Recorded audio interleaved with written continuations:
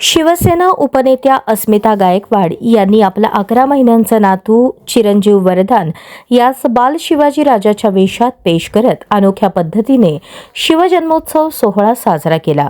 युगपुरुष छत्रपती शिवाजी महाराज यांचा जन्मोत्सव सोहळा जगभरात विविध पद्धतीने साजरा करण्यात आला।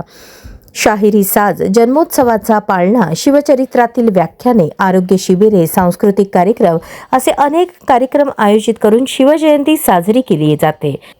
मात्र शिवसेना उद्धव बाळासाहेब ठाकरे पक्षाच्या उपनेत्या अस्मिता गायकवाड यांच्या परिवारात 11 महिन्यांचा चिरंजीव वरदान या चिमुकल्याला बाल शिवाजीचा वेश परिधान करून रुबाबदार वेशात सिंहासनावर बसवून शिवरायांचे पोवाडे गाऊन शिवजयंती सोहळा उत्साहात साजरा करण्यात आला। यावेळी परिसरातील सदस्य मोठ्या संख्येने उपस्थित होते।